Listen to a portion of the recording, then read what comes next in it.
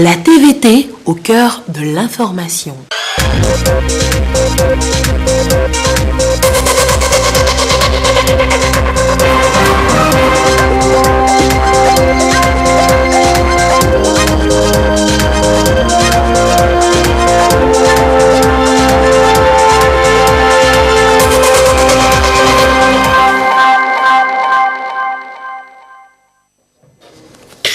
La corruption est un véritable danger pour le développement socio-économique de tout État.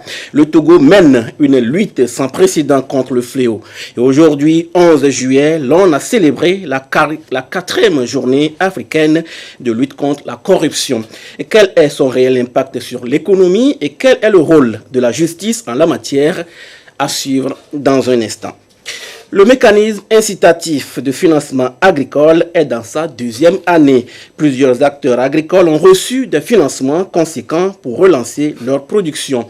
Ils se disent fiers de ces accompagnements. Vous allez les entendre tout à l'heure.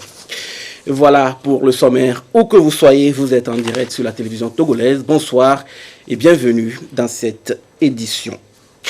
Les différentes réformes entreprises dans le secteur minier laissent entrevoir que l'industrie minière du Togo va se développer davantage dans les prochaines années. L'État s'active en ce sens et mène des actions importantes pour attirer plus d'investisseurs. Et c'est pour booster continuellement son apport dans l'économie nationale. Et des actions tournent autour de 3 grandes stratégies. Dodo Waré. Le Togo dispose de plus de 2 milliards de tonnes de stock de phosphate et est parmi les principaux pays producteurs du continent. En 2019, le pays a signé un accord de 1154 milliards de francs CFA avec Dangote Industries pour transformer le phosphate national en engrais phosphaté pour l'Afrique de l'Ouest. Ceci devrait également améliorer la consommation du produit en Afrique. Le processus est en cours et permettra, selon les prévisions, de produire 1 million de tonnes d'engrais et de générer plusieurs emplois directs. Il est clair que le secteur minier contribue à une part non négligeable dans l'économie togolaise, d'autant plus qu'il représente 4% du revenu national et 22% des exportations totales du pays. L'État accélère les réformes pour davantage développer et mettre en valeur l'industrie minière togolaise. Pour les 5 prochaines années, il est prévu de grandes actions centrées autour de 3 principaux axes.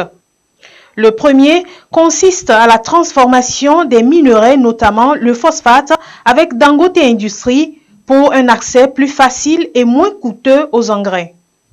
Il est prévu dans ce sens l'ouverture de plusieurs usines dédiées aux activités de transformation du phosphate. L'axe 2 porte sur l'augmentation de la capacité de production du ciment avec l'arrivée de nouveaux opérateurs. Un deuxième accord a été signé avec Dangote Industries et près de 35 milliards seront affectés à la création d'une nouvelle cimenterie au Togo. L'objectif est de produire 1,5 million de tonnes de ciment à partir du clinker togolais et nigérien pour satisfaire la demande locale ainsi que celle des pays limitrophes. Plus de 500 emplois seront créés et ceci portera à 4 le nombre de cimenteries au Togo. Le troisième axe porte sur la mise à jour de la carte minière du Togo. Elle permettra de définir une stratégie attractive en faveur de nouveaux partenariats vis-à-vis de potentiels investisseurs. Les pouvoirs publics ont mis en place en ce sens un projet de développement et de gouvernance minière de près de 9 milliards de francs CFA qui couvre la période de janvier 2016 à décembre 2020. Il est question de rationaliser les structures institutionnelles des organisations clés du secteur afin de renforcer leur efficience et la redevabilité. L'objectif étant de garantir une gestion efficace et d'améliorer la transparence en renforçant les exigences en matière de gouvernance. Le projet va également permettre de mettre en place les systèmes de cadastre minier, d'information géologique et minière et de gestion électronique des données, ce qui va renforcer la capacité de l'État à gérer les ressources minières de façon durable sur le plan économique, social et écologique. Les procédures d'octroi de titres miniers ou d'exploitation des ressources sont également réglementées. Avec la réforme du secteur, les retombées économiques, sociales et financières attendues sont importantes. Et ces 3 axes contenus dans un programme initié par le gouvernement vont permettre au secteur minier togolais d'attirer plus d'investisseurs étrangers, de créer des richesses pour les populations et d'impulser le développement local. Et lutte contre la corruption, je vous le disais en titre, le Togo poursuit le combat sans relâche. Ce samedi, les acteurs du domaine ont échangé sur les conséquences de ce fléau et sur l'économie. La rencontre a eu lieu dans le contexte de la célébration de la 4e journée africaine de lutte contre la corruption. Une initiative de la APLOSIA, Haute Autorité de Prévention et de lutte contre la corruption et les infractions assimilées. De Douaré, précision. Parvenir à une tolérance zéro des actes de corruption et infractions assimilées. Un grand défi à relever pour le développement du Togo. Pour y arriver, les prédateurs des deniers publics doivent être identifiés et traités conformément à la loi. Le système judiciaire est de plus en plus sollicité dans ce combat. La 4e journée africaine de lutte contre la corruption planche sur l'efficacité de la justice dans la lutte anti-corruption. Le traitement final des affaires de corruption, c'est la justice. L'État a fait beaucoup de choses. Nous avons ratifié les conventions. Au niveau des finances publiques, les marchés publics, le chantier est terminé, la réglementation est terminée. Le code pénal a été adopté qui intègre toutes les criminalisations. La haute autorité est créée pour coordonner la lutte et la prévention sur tous les territoires. Les organes de contrôle, la Cour de compte, la CENTIF, les inspections sont aussi à l'œuvre. Les organes sont créés. Je pense que tout le monde est à l'œuvre pour traquer les prédateurs de l'économie nationale de notre pays. Combattre la corruption par des systèmes judiciaires efficaces et efficients. Un thème qui appelle à une justice indépendante, impartiale et diligente. L'apport de la justice dans la lutte sera jaugé et les chantiers de modernisation en cours seront évalués pour une application plus rigoureuse des lois en vigueur. Le programme quinquennal de la modernisation de la justice, adopté par le gouvernement en 2005 et prolongé dans sa réalisation par le programme d'appui au secteur de la justice, a permis l'amélioration du cadre physique de l'administration de la justice, l'augmentation substantielle du nombre des magistrats et du personnel judiciaire, ainsi que la modernisation de la législation togolaise. Le nouveau code pénal, intégrant les incriminations contenues dans les conventions que notre pays a ratifiées, a été promulgué le 24 novembre 2015. De même, la loi numéro 2019-015 portant nouvelle organisation judiciaire a été, quant à elle, promulguée le 30 octobre 2019. Et à l'heure actuelle, la mouture du nouveau code de procédure pénale d'environ 1450 articles est en pleine étude au fin d'une prochaine validation.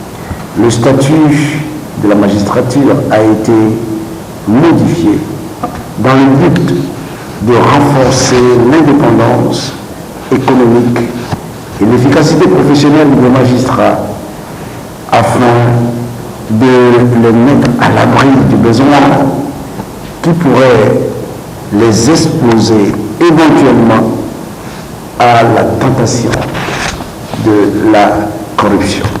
La corruption fait perdre à l'Afrique en moyenne 148 milliards de dollars par an. soit 25% du budget des États africains. Il faut donc de nouvelles résolutions et des actions concertées pour une bonne gouvernance financière en Afrique. Et cette année, le thème choisi met un accent particulier sur le rôle crucial de la justice dans cette lutte. Hier déjà, le Forum togolais de la société civile pour le développement a animé une conférence débat autour de la question. Les discussions ont porté sur la loi organique fixant les conditions de déclaration de biens et avoirs des autorités, des hautes personnalités, des hauts fonctionnaires et autres agents publics. Clarissa Ticlé. Autres agents publics. Engagé dans la recherche de la bonne gouvernance, le Forum togolais de la société civile pour le développement met au centre du débat le phénomène de la corruption. La loi organique fixant les conditions de déclaration de biens et avoirs des hautes personnalités, des hauts fonctionnaires et autres agents publics est décortiquée en vue d'une meilleure compréhension. Il est aussi question d'attirer l'attention de ceux qui sont concernés par cette loi et les amener à s'y conformer. Une fois que la volonté a été exprimée par les hautes autorités, cette loi a été votée, promulguée. Les mécanismes qui existent, c'est de les former, sensibiliser les diverses personnes concernées, surtout les assujettis, que dans peu de temps, cette loi-là va entrer en vigueur. Et les contraindre, puisque c'est une loi, et elle doit être appliquée. La loi organique fixant les conditions de déclaration de biens et avoirs des hautes personnalités, des hauts fonctionnaires et autres agents publics a été adoptée le 24 janvier 2020 et les assujettis disposent de 12 mois pour faire leur déclaration. Le Forum togolais de la société civile pour le développement entend, à travers les échanges, explorer les pistes susceptibles d'aider à lutter efficacement contre la corruption. Il veut s'appuyer sur les médias pour la vulgarisation de la loi organique en la mettant à leur disposition. Cette rencontre d'échange se tient en prélude à la Journée africaine de prévention et de lutte contre la corruption célébrée le 11 juillet de chaque année. La finalité de la loi organique fixant les conditions de déclaration de biens et avoirs des hautes personnalités, entre autres, est d'arriver à mener une guerre sans merci contre la corruption et les enrichissements illicites au Togo. Surtout quand on sait que le fléau sape les efforts de développement économique. Chaque année, ce sont plusieurs milliards de francs CFA qui sont perdus pour cause de corruption, alors qu'ils peuvent servir à améliorer les conditions de vie des populations. La corruption reste donc un véritable danger avec des conséquences néfastes sur les économies. Clarissa Ticlé. Chaque année, environ 1000 milliards de dollars US sont versés en pots de vin et plus de 2600 milliards sont détournés, soit plus de 5% du PIB mondial, selon le programme des Nations Unies pour le développement. L'institution estime aussi que dans les pays en voie de développement, le montant des fonds soustraits de leur destination par la corruption est 10 fois plus élevé que celui de l'aide publique au développement. Le phénomène est réel et au Togo, ce sont des centaines de millions qui s'évaporent sous diverses formes chaque année et échappent au contrôle de l'État. Celui qui est dans la fonction publique, dans une administration, il est là pour rendre service à ceux qui viennent solliciter ce service, qu'ils soient dans les bureaux ou dans la rue.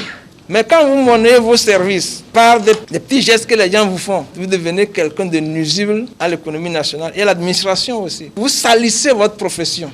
Vous n'êtes pas digne de cette profession. Au niveau de la population, un village qui a droit à une route, si on vous donne l'argent pour faire cette route et que vous détenez l'argent, regardez, vous pouvez vous-même vous allez économiquement, socialement.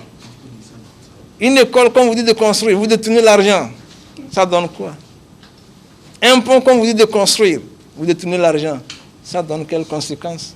Sur le plan économique, sur le plan environnemental, sur le plan social, vous êtes un danger public. Le Togo est engagé depuis quelques années sur la voie des réformes afin d'asseoir une gouvernance transparente et lutter efficacement contre le fléau de la corruption et des infractions assimilées. La mise en place des organes de contrôle et de régulation devant promouvoir la bonne gouvernance et la transparence dans la gestion des finances publiques en est une preuve palpable. À cela s'ajoute la mise en place de la cellule nationale de traitement des informations financières du Togo CENTIF et de la haute autorité de prévention et de lutte contre la corruption et les infractions assimilées APLUCIA. La dernière action phare est la promulgation de la loi organique fixant les conditions de déclaration des biens et avoirs des hautes personnalités, des hauts fonctionnaires et autres agents publics. Une fois que vous déclarez et qu'on voit que vos biens que vous avez déclarés sont inversement proportionnels à vos revenus, il y a un problème. Je gagne par exemple 200 000 par mois en tant que fonctionnaire, n'est-ce pas? Et je déclare des biens qui ont des valeurs au-delà de mon salaire. Il y a un problème. Si je n'ai pas hérité de quelqu'un, c'est bien. Mon papa n'était pas fortuné. Je n'ai pas d'activités parallèles. Comment je peux justifier une déclaration de biens au-delà de mon salaire, de mes revenus normaux, à partir desquels je peux vivre? Parce qu'on suppose que je passe la plus grande partie de mon temps dans l'administration. Je commence le travail à 7 heures, ou bien par jour je fasse 8 heures. Mais pendant ce temps-là, qu'est-ce que je peux faire ailleurs pour gagner mieux? Donc il y a un problème. La déclaration, il suffit qu'elle soit honnête. Si elle n'est pas honnête, on peut vérifier. La corruption constitue donc une véritable gangrène pour les économies. Il y a donc nécessité d'appliquer les lois et réformes afin d'obtenir le résultat escompté, celui de la bonne gouvernance et la gestion transparente des finances publiques. Le monde agricole reçoit de plus en plus de soutien pour améliorer significativement le revenu des producteurs. Le mécanisme incitatif de financement agricole MIFA est un appui conséquent. Les responsables de ce mécanisme sont sur le terrain pour apprécier les résultats. Et dans le sujet qui suit, nous vous amenons dans les préfectures de Zio et d'Agou pour découvrir 2 coopératives. La première est dans la production et la transformation du riz local et la seconde produit du maïs. En quoi le MIFA leur a été utile? Lui Kassi, précision. À Paris-Mé, les membres de la coopérative Beledou se rendent avec fierté à leur centre. Ici, ils échangent sur leurs projets et activités agricoles respectives. Si la coopérative était centrée sur la culture du maïs au départ, aujourd'hui, elle veut diversifier sa production. Le regroupement doit son existence au mécanisme incitatif de financement agricole fondé sur le partage de risques MIFA. Le mécanisme a permis à ses producteurs de disposer d'un financement de 8 300 000 francs CFA pour étendre leurs activités. On nous a fait la formation aussi, comment on peut semer le maïs pour que le rendement soit bon pour nous, qu'on gagne un peu dedans plus qu'avant. L'INFA nous a consolidé à avoir un groupe en tant que tel. C'est en fonction de ça, jusqu'à aujourd'hui, on est un peu nombreux. Et puis, tous les jours, on se réunit, quoi. Et puis, on se donne des idées. Nous produisons le maïs, soja, le riz. Bon, il y a manioc aussi dedans. Dans le futur, bon, nous voulons dépasser 200 tonnes, aller jusqu'à 1000 tonnes. Nous attendons que MIFA nous aide à avoir un magasin pour stocker nos produits. Adjo est l'un des membres fondateurs de Beledou. À l'en croire, sa vie a changé depuis que le MIFA les appuie.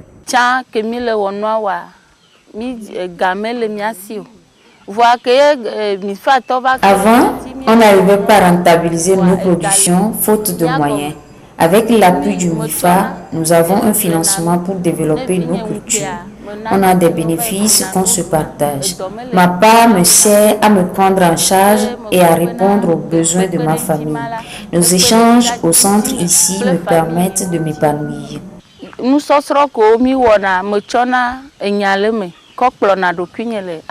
Des parcelles insignifiantes, la coopérative évolue actuellement sur 72 hectares. Pour la campagne agricole écoulée, elle a atteint une production de 200 tonnes. De la préfecture d'Agou, cap sur le canton de Covier. C'est une zone réputée pour son riz naturellement parfumé. Kossivi est un fils du milieu. Il a choisi de professionnaliser la commercialisation de cette culture sous la marque Riz Lapin. Il produit 800 sacs de 25 kg par jour avec un chiffre d'affaires de 8,5 millions de francs CFA environ par mois. MIFA nous aide à mettre un fonds dans leur disposition. Eux, ils travaillent. Et quand ils font la production, quand ça finit maintenant, moi je vais là-bas et moi j'achète. Et au finish, Moi, je fais le paiement sur leur compte. Et en même temps, la banque retire pour eux et le reste, maintenant, on le donne. Moi, je rêve avec MIFA. C'est grâce à MIFA que je suis ici aujourd'hui. MIFA m'a fait un financement de 106 millions. Et c'est dans ces 6 millions-là que j'ai pu acheter la machine qui coûte 18 millions, poussière. Tout ce bâtiment-là, c'est dans ça, j'ai fait ce bâtiment-là. Au fur et à mesure qu'on met ça part en même temps. On a fait les contrats avec d'autres sociétés et les bonnes dames qui vendent ça au marché, qui viennent aussi prendre ça. De l'emploi, il en a également créé. Par le salaire qu'on perçoit chaque fin du mois, il y a l'esprit d'équipe, il y a l'amour qui règne, il y a l'esprit de compréhension qui est toujours là. Et à la fin du mois, jusqu'au 4, au maxi 4, tout le monde perçoit son salaire. Donc avec ça, j'arrive à me prendre en charge et à faire quelques prévisions que je fais à la fin du mois. Dans leur cheminement, les primo-entrepreneurs ou bénéficiaires de financement par l'entremise du MIFA sont suivis et orientés par un conseiller à l'organisation et appui des acteurs du mécanisme. Ce dernier est le point de relais entre tous les acteurs de la chaîne de valeur créée. Nous appuyons les agriculteurs en conseil, en techniques culturelles les plus récentes pour avoir un meilleur rendement. Nous les appuyons aussi à avoir le financement auprès de MIFA, les autres acteurs comme ici où nous sommes, le Babécos, à avoir aussi son financement, ce qui serait un marché pour les producteurs dont nous mettons en relation et les producteurs et la banque et les transformateurs de produits. En tant qu'entrepreneur, un débutant, un primo-entrepreneur qui exerce déjà le travail, son activité déjà sur le marché, on l'assiste à lui poser certains conseils, à voir comment il fait et à comment l'aider. Non seulement il a besoin de son financement, mais il doit s'assurer de la disponibilité du produit qu'il veut transformer ou bien avoir à disposition. Donc, on le met primordialement en contact avec des producteurs. C'est ce qui d'ailleurs garantit la banque à lui donner son crédit. Donc, sans le produit disponible, sans un contrat avec les producteurs, il ne pourra pas aussi accéder à la banque. À travers cet accompagnement, le MIFA contribue à remédier à la fragmentation des chaînes de valeur agricoles et à faciliter le partage de risques entre les différents acteurs du secteur. La commune Agou et l'université de Kara ont signé ce samedi une convention de partenariat en vue de la mise en route du projet de décentralisation et de localisation des objectifs de développement durable. Il est question d'accompagner 5 communes pilotes dans le renforcement des capacités des élus locaux et la mise en place des systèmes et mécanismes visant le développement local, surtout dans la réalisation du PND. Ramdan Bassida.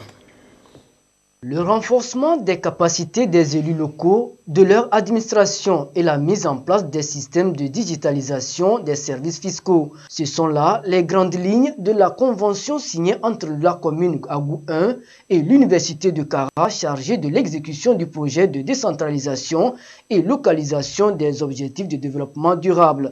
C'est un projet bienvenu à en croire le maire d'Agou 1, en ce sens que cette commune fait déjà face à des défis de développement d'ordre socio-culturel et économique. Ce projet est utile pour la commune parce que tout d'abord, il nous permet de pouvoir avoir un plan communal de développement qui est à l'image du plan national de développement, mais de façon locale, de façon adaptée à l'identité de notre commune, qui est une commune principalement agricole, donc qui sera axée sur l'axe 2 du plan national de développement.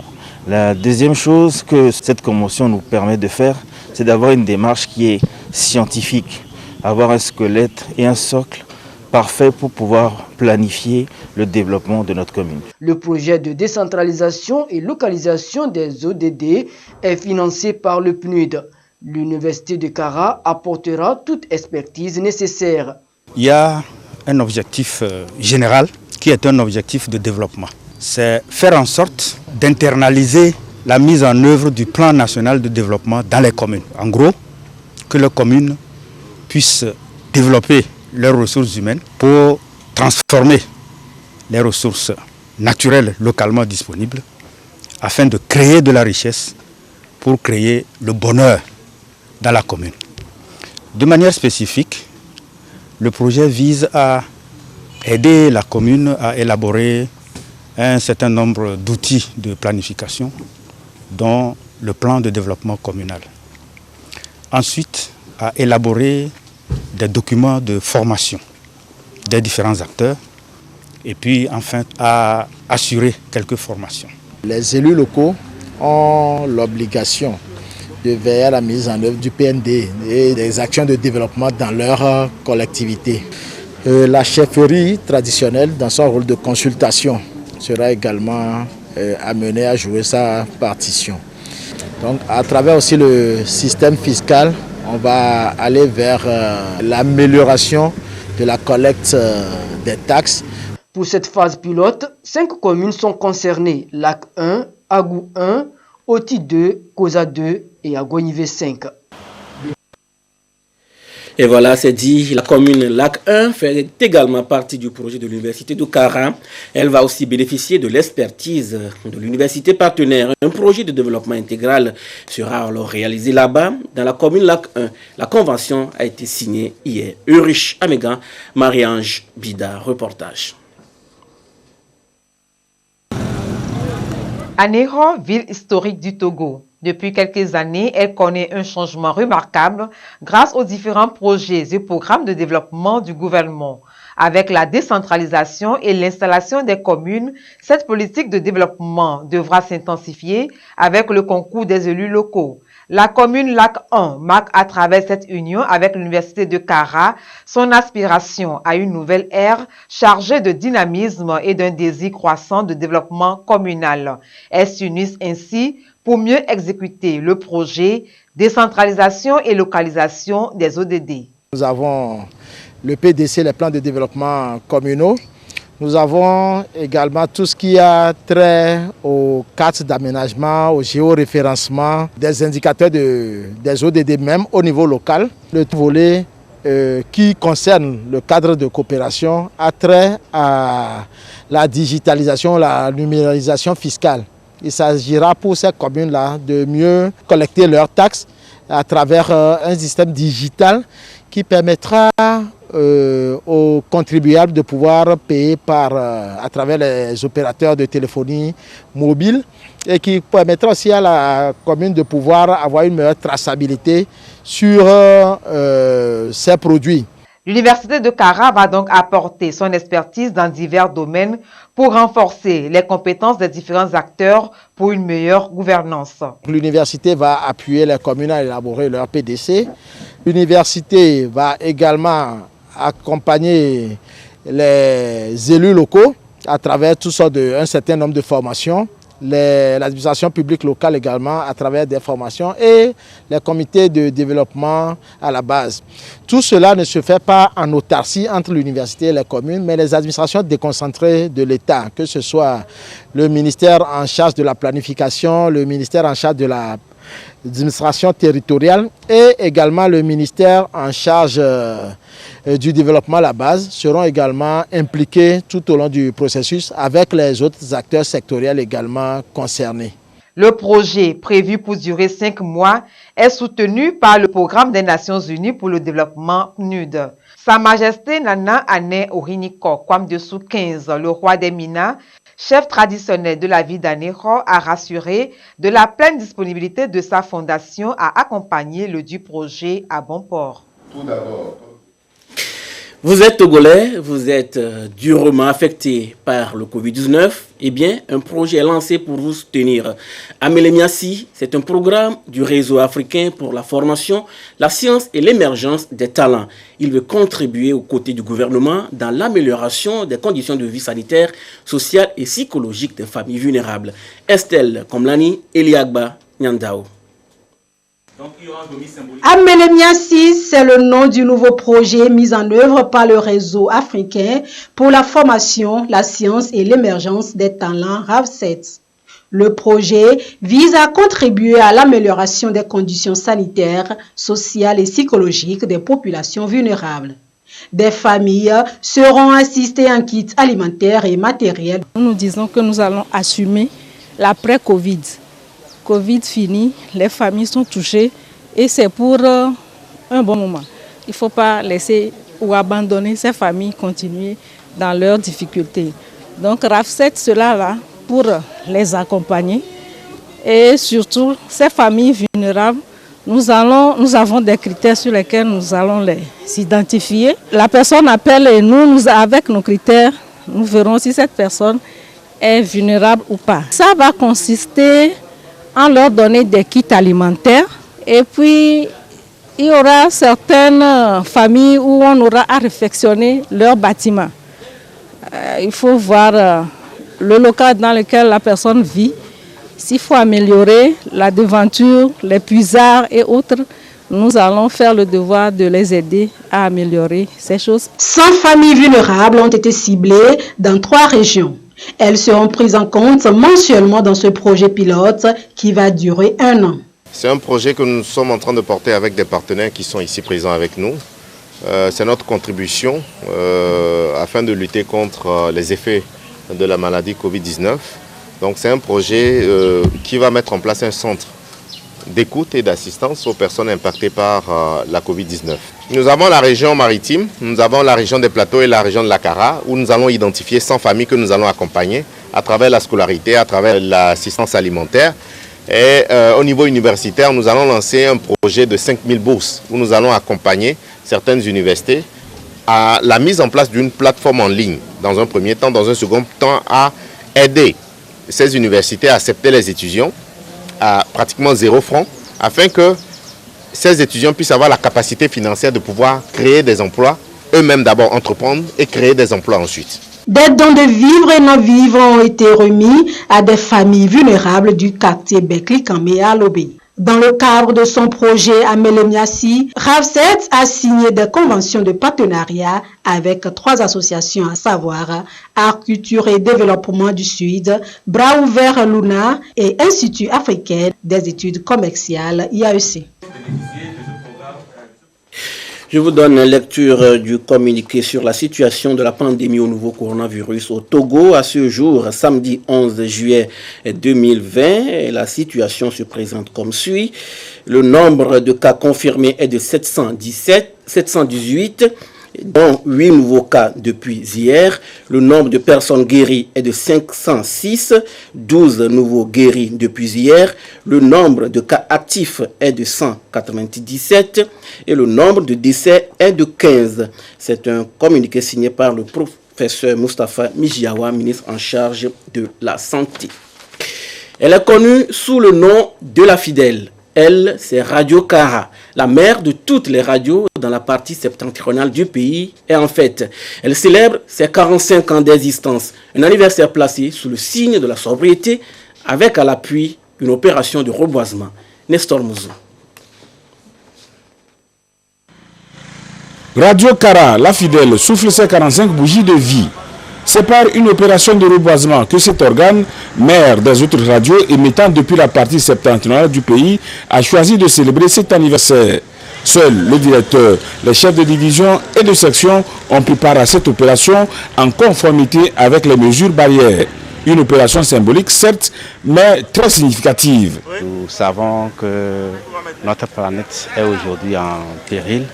L'environnement est fortement menacé. Donc c'est pour cette raison que nous avons voulu poser cet acte d'espoir à travers ces plants. Il s'agit du palmier royal, ces plants qui vont grandir, qui vont donner l'ornement nécessaire.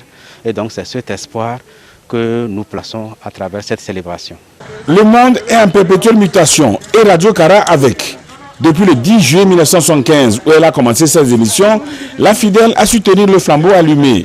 Ce 45e anniversaire constitue pour elle l'opportunité de réitérer à ses auditeurs sa détermination et son engagement à être davantage proche d'eux. Au fait, c'est eux qui font la radio. Sans eux, ça veut dire que notre message ne peut aller nulle part. Donc, nous prenons en compte les exigences de nos auditeurs et c'est sur la base de ces exigences et aussi avec les principes professionnels que nous entendons aller davantage, aller au-delà de ce que nous faisons aujourd'hui en termes de programme, donc de contenu de programme, mais aussi en termes d'accès à Radio Kara. Vous savez que nous sommes reçus à travers le pays grâce à un réseau FM qui maille tous les territoires, mais notre ministère a pu obtenir pour nous de nouvelles fréquences pour que nous puissions être mieux reçus. Nous sommes reçus quand même à ces endroits, mais être mieux reçus, notamment à Djarpanga, à Mandouri, à Mango, à Badou, à Kouniaou, à Blita. Doté au départ d'une grille de programme limitée dans son volume horaire, Radio Kara émet depuis plus de 20 ans, 24 heures sur 24, avec un contenu très varié, répondant donc aux aspirations de ses auditeurs. À partir de plusieurs applications mobiles et par satellite, Radio Kara est écouté dans le reste du monde par le biais de son site web www.radiokara.tg de son réseau FM. Fin de cette édition, merci de nous avoir suivis. Coucou spécial à ceux qui nous suivent du côté de Togoville et aux élus du peuple actuellement en intercession. Prenez soin de vous, croyez au meilleur et gardez toujours le sourire. Quoi qu'il arrive, belle soirée à tous.